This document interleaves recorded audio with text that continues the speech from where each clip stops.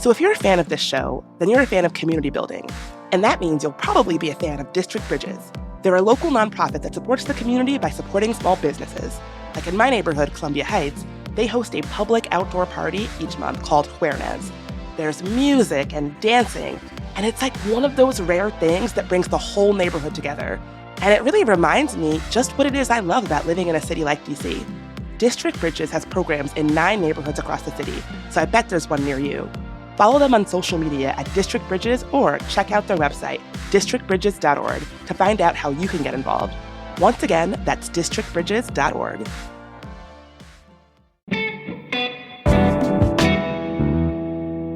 Today on CityCast DC, Ted Leonsis, who owns the Capitals and the Wizards, is giving us some major whiplash. He's had an abrupt change of heart about moving DC's sports teams to Virginia, and the teams will be staying right here in DC. The Washington Post's Candace Buckner thinks the billionaire is going to have to put in some major work to make Washingtonians love him again, and to protect his long-term legacy locally.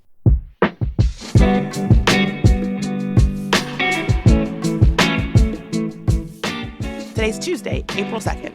I'm Bridget Todd, and here's what DC is talking about.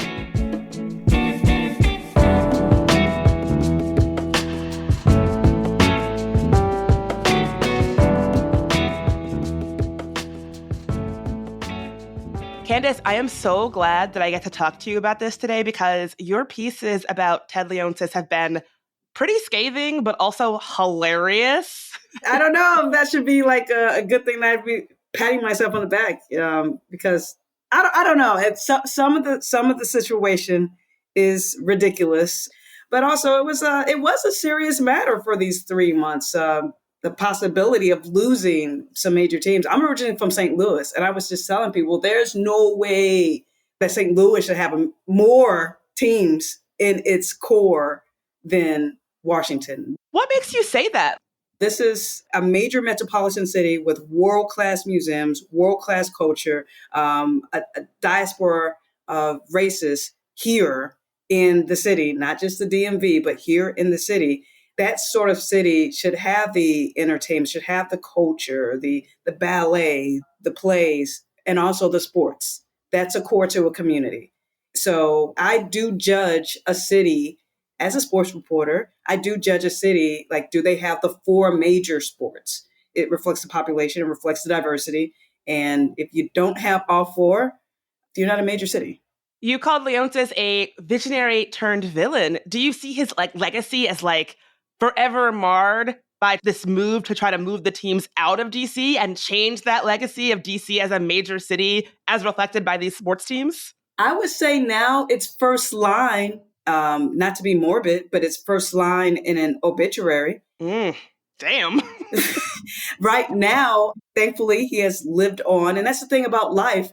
It always changes. But if you would have asked this question in 2019, the first line would have been Ted Leonsis, owner of it would have been Capitals first and then Wizards, and who brought the city's first Stanley Cup.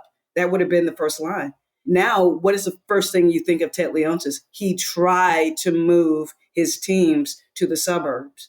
Maybe he'll, be crossing the street one day and save us a cute little kitten getting run over.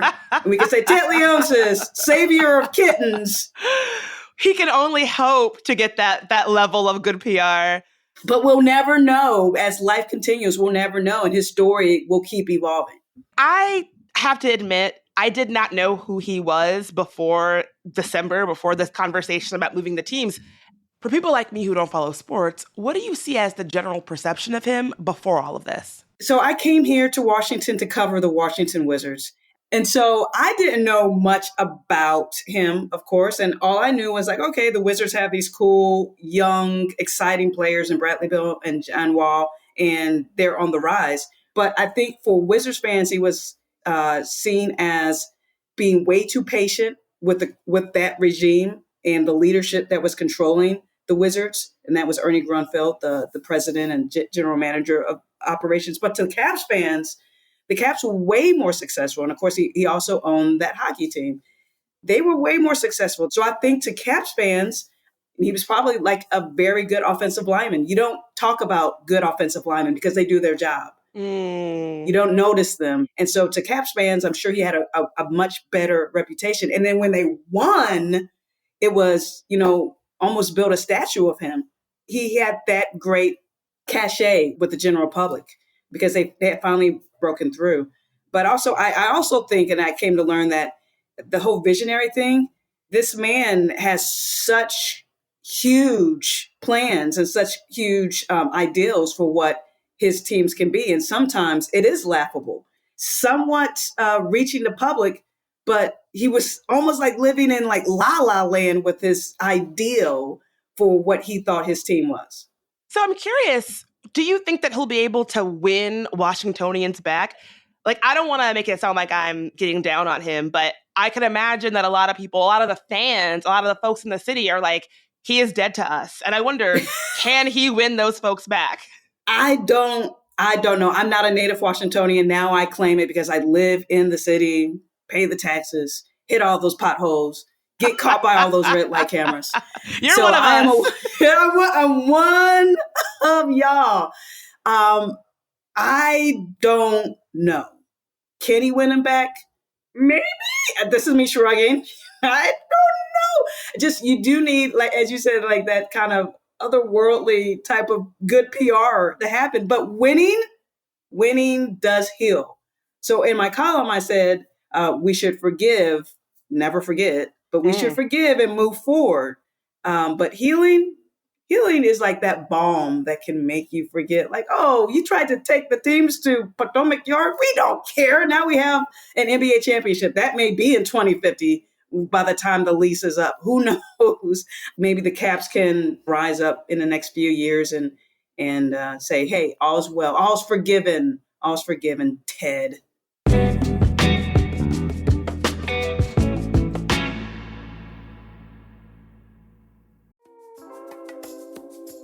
You know what'll really up your classiness this spring? Learning French. And I've got just the place for you to do it. Much like a high-speed train, Alliance Francaise immersive French language classes propel you toward fluency. When you become a member, you unlock a world of personal and professional possibilities and get access to everything offered at the renowned Alliance Francaise chapter in DC, including language classes, cultural events, and the only lone library in French language in the Mid-Atlantic region. Enroll today. The spring session starts on April 29th. All ages and levels are welcome. If you sign up by April 5th, you get a $20 discount off the tuition fee. Sign up at www.francedc.org.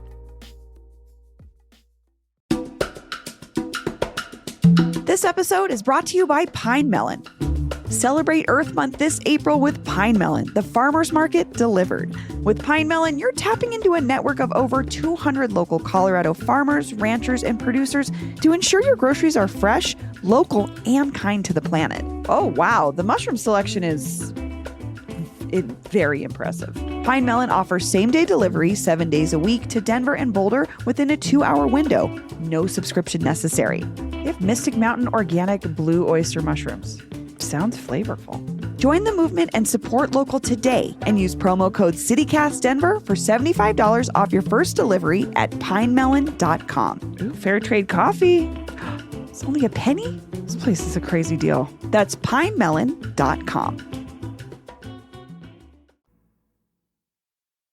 I think in a lot of ways, his complaints about the Chinatown area maybe are complaints that like other people listening have made too, like crime. Obviously, we get a lot of emails from listeners about people who are upset about buskers and noise in that part of the city. Do you think that this move was a way of kind of like making his money talk after years of feeling like the concerns that he was raising about the area were ignored? I talked to fans who have said the same thing. I talked to one fan who called it obnoxious noise. Stop. It's culture. Grow up. Anywho, but his money talking, I hope for the community, for the neighborhood, that the money talks for the good, that, the crime that has happened and kind of the deterioration that has happened around that neighborhood. Now, I remember a post story about the Walgreens right there on H and 7th and just the shoplifting. It may seem like oh, it's just shoplifting, but if that closes and then the next place over and say, well, our workers are being harassed, so we got to close, we got to move. Big cities can't have just places looking like a ghost town, whether it's the shops or the neighborhood itself. Big cities can't have that. I mean, that's not functional. We're not asking for a utopian society, but we just need more of a presence, and not police officers, with looking like they're ready to riot or anything like that. But we need more of a law enforcement presence, and we need more of a deterrence. Yeah, we covered that story about that specific Walgreens. We'll put the episode in the show notes, but it ended up being this kind of wild inside job situation where the manager was allegedly in on it and helping to carry out the robberies. Wow. I see what you mean of people have to feel like they can go about their business, use public transportation, have the normal parts of the things that you need to do to have your life make sense, to do that safely. And if you don't have that, you have a problem. And I think we're really aligned on that people have to feel like they can just engage and enjoy downtown areas in the city and do so safely. If DC is to survive and have a growing, blossoming, burgeoning, thriving downtown, people have to feel, the perception is so powerful.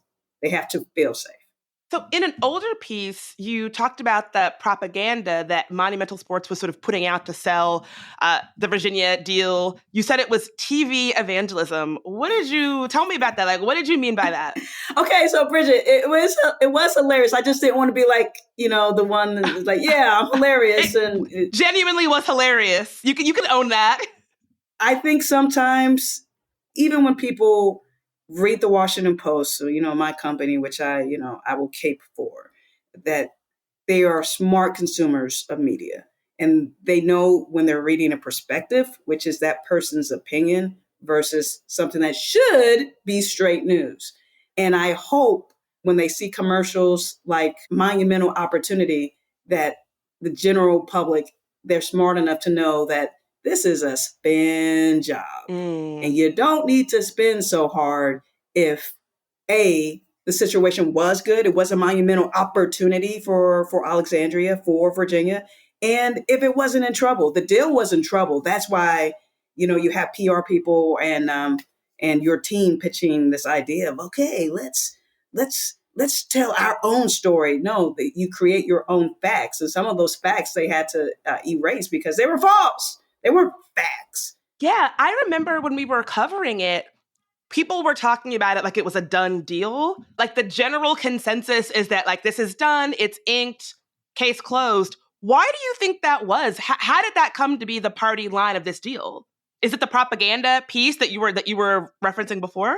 I think it goes back to that December news conference in that big circus tent where Governor Glenn Youngkin, the mayor of Alexandria, JBG representatives, and that was the construction company. It was a party. It was a party atmosphere. I remember one woman choking up in tears, saying, "We got this." I know. Are you kidding me? This. That's why. I'm so curious, and if I ever get a one-on-one with Ted, I would ask him why have that announcement in such a public way before the Virginia General Assembly could weigh in on it. You might have had it on paper with the governor, but it wasn't the governor's decision.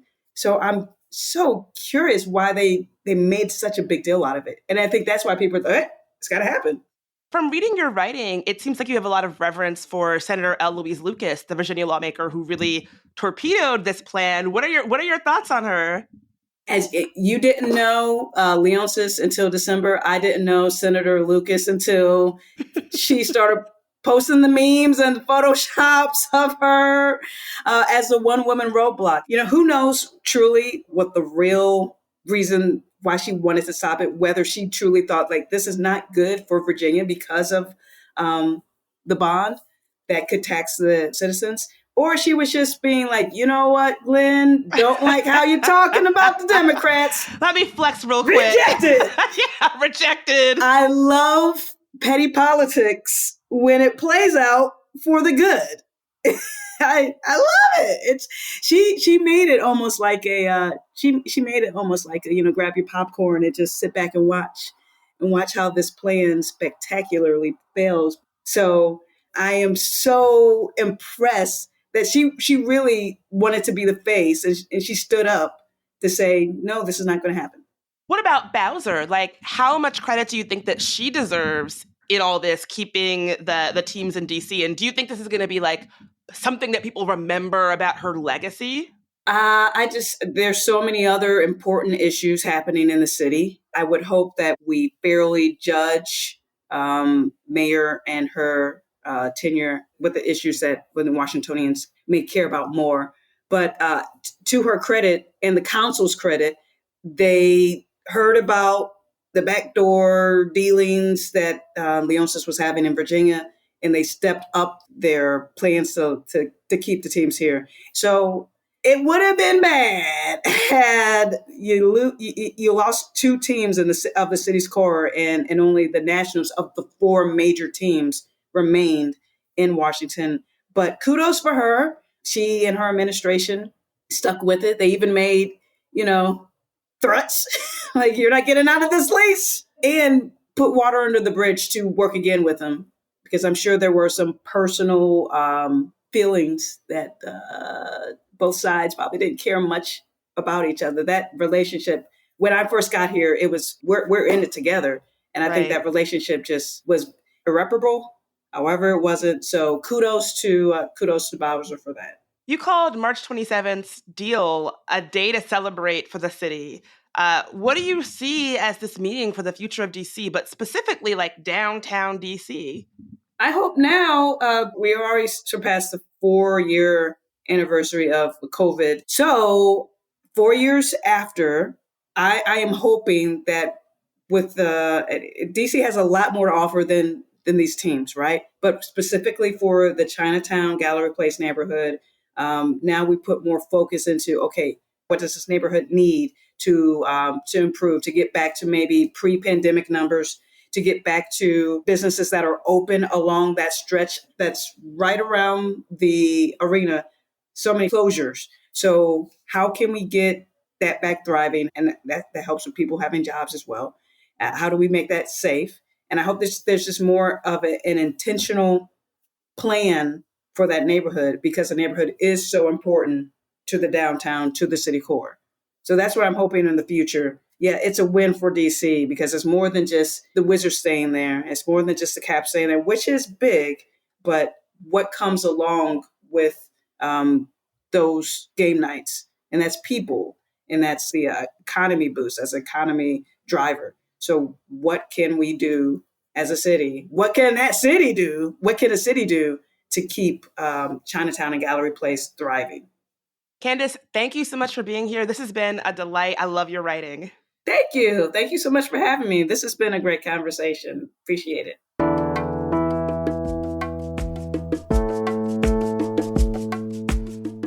That's all for today here on CityCast DC. If you enjoyed the show, why not tell a friend, rate the show, leave us a review, and subscribe to our morning newsletter. We'll be back tomorrow morning with even more news from around the city. Talk to you then.